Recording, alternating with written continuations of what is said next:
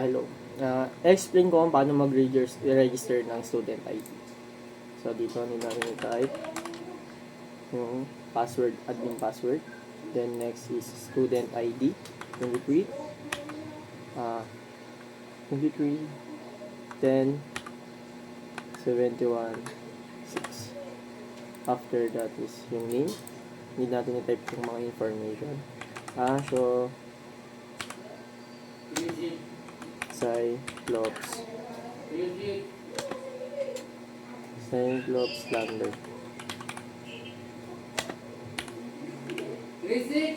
Tapos na this yung section. DSIP 2A Muhammad.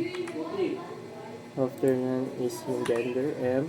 Then, saan nga ba natin hahanapin itong RF UID? So, need natin ito i-back. Then, i-scan natin itong ID gamit ang RFID scanner natin. Scan natin. So, ipakita dito yung UID niya. So, need na lang natin ito i-copy. Tapos, balik tayo doon. Then, i-paste natin. Then, ilalagay natin yung admin password para ma-register yung student ID. So, na-register. Nakita natin dito, na-register na siya. Yun lang. Ganun kung paano mag-register ng student ID.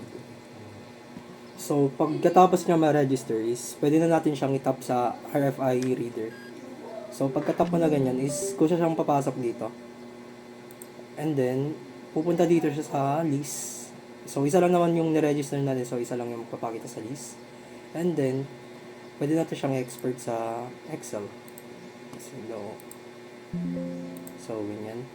And then, tignan natin siya sa Excel.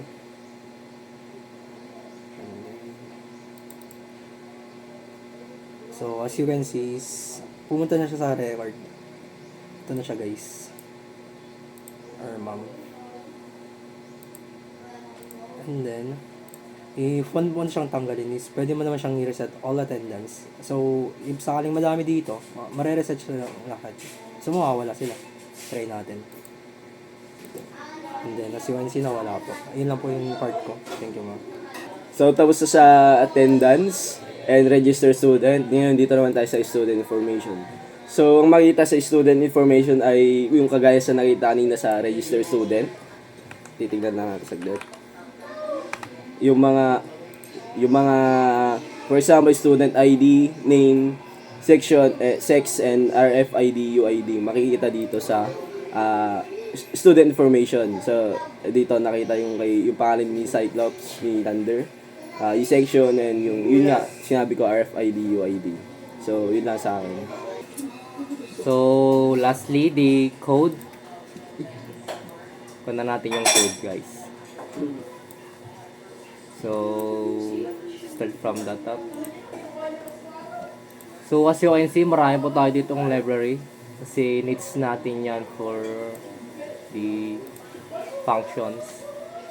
Dito sa MariaDB po, dito banda, nilagay ko po dito yung user na root.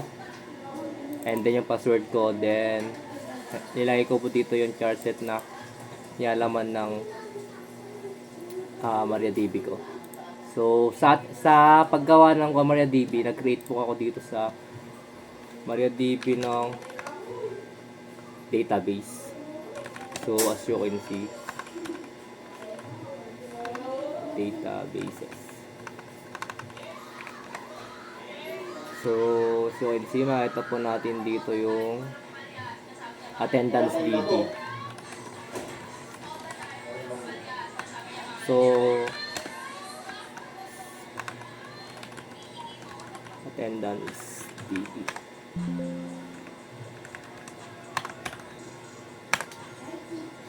So, then, tignan natin yung tables. So, ito po yung nialaman niya, yung attendance, section, classes, student information, students. So, nung nag-create po sila nung nag-register po sila, nag-register po nila yung ID nila, dito mapupunta sa parents ng MariaDB. Tables. ano ba? Select from students. So as you can see, nakita po natin dito yung RFID natin. Then sa student information, ganun din po. Student from student information. So ayan, nakita nyo po. Meron tayo ditong name, section, and sex. Then sa pag-set up po ng database, pag nag-create po tayo ng database and nag-run po natin, automatic po na magagawa po sila ng tables. Then dito sa function, we have a reset attendance. And sa export to Excel, so ito po yung sa attendance. Then sa load student, yung image po natin doon. Then yung show student. Ito po yung time in, time out. Kung saan, dito po, yung sa dashboard, makikita nyo po doon. Andun po. Then register student. Ito yung sidebar natin kanina. Then ito yung password ko. Kung gusto nyo po, pwede nyo palitan yan. Kahit anong gusto nyo dyan. Then update dashboard. Then ito yung mga functions nya. Gumawa pa ako ng dito ng admin password para kayo admin lang po yung pwede mag-register. Then dito po meron po tayo ditong sidebar, mga frame, image icon, attendance, buttons, and etc. So sidebar buttons, meron po tayo itong attendance, di ba? Register student, saka student information.